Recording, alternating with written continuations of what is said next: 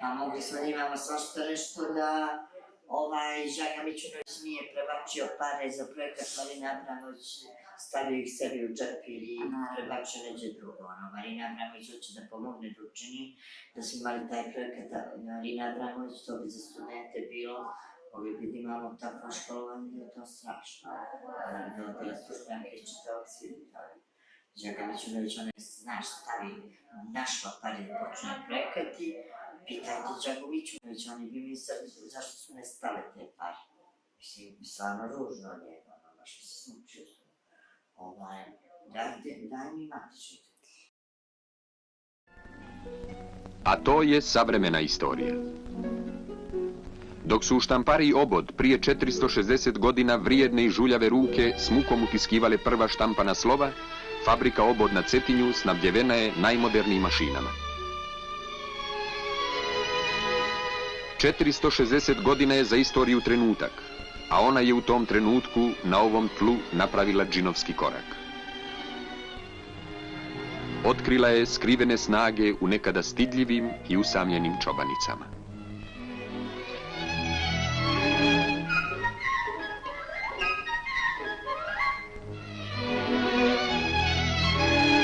U našoj ljubavi i brizi za čovjeka, njihova sjutrašnjica je svjetlija i punija nade na ljepši i stvaralački život. The Minister of Culture introduced the concept to the President of the government, and he looked into the concept, and the committee decided that this is the way to go. They're really going to give this center, and it's going to be my own name, so the proper name will be Marina Abramović Community Center Obod Cetinje.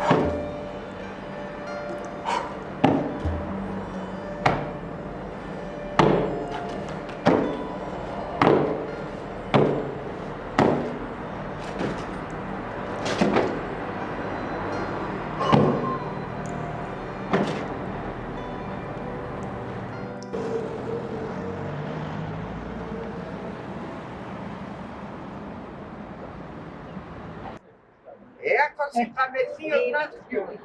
Mi vide, brate, ti idemo odavde, pošto ne mrdamo za te. Kako se zove ovo mjesto? Kongo. Naselje Đura Petrovića. To je moderno, ali mi smo u Kongo došli. Dobro, i gdje se sad nalazimo? Nalazimo se To je gdje ste vi nalazite, u čemu ste vi? u obućarskoj radnji. Zdravo bilo. I vi sad pijete kafu. Pijemo kafu. Tako je, završili. Nema posla i pijemo kafu. Malo, Družimo se, generacija. Kad mi pomremo, doviđenja, bijeli svijetu. Nema ni omladina, ne ostavi, ostaše babe, ostaše kuće same. Bez domaćina. Eto tako. evo. Ja sam ključio snimanje, vi možete početi. Uključili ste? Ništa se vi ne bojite. Gledajte u svoje prijateljice, u mene, nemojte u kameru. I to je to. Javljam se komšiji Tamović isto.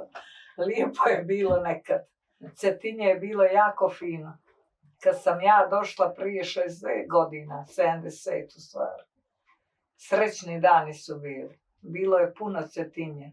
Radnika, radio obut, košuta, kartonaža, Bojana, Trgopromet, Sanitas. Bilo je ponos i živjet i raditi u Cetinju. Sad više toga nema. Sve to što sam nabrojila, to više ne postoji. Omladina nas napušta, ide trbuhom za kruhom. Ostali smo mi nekoliko ovdje, nekih starih. Kad pođe naša generacija, tužno je. Zašto se Cetinje prazni, što nema omladine, mladog naraštaja? Nema. Ali to je opet nešto jače. To ne možemo mi da odredimo. Omladina putuje, samo neka su zdravo, gdje god ko ide, neka je zdravo, pa kad tada se vrati u svoje rodno mjesto i to je to. Ne znam, lijepo je bilo, sada više nije. Ove ulice su bile, nisi mogao proći da ne nazoveš dobro jutro, dobar dan, dobro jutro, sad niko nikoga, svako bulji u telefon i to je to. Možeš proći pored njega, mogu ga kola udariti, on ne vidi ništa od telefona. Toga nije bilo moje vrijeme, meni to teško pada, ali tako kako je. Moramo prihvatati mi babe ovdje što dođemo, popijemo ponekad kafu, pričamo što je bilo, bude ne nekad ovako, nasmijemo se, ne nasmijemo i to je to. Bilo je nekad poslova u moju radnju, dosta smo radili. I nismo mogli stizati, ali radnici su bili, drli su cipela da nas kola deru. Ljudi su pješačili, odili mi radili, zarađivali, to je to. Toga više nema. Nema. Ne znam što drugo da ti kažem. A inače, i ovako, kako je Cetinje je fino. Za život prefino.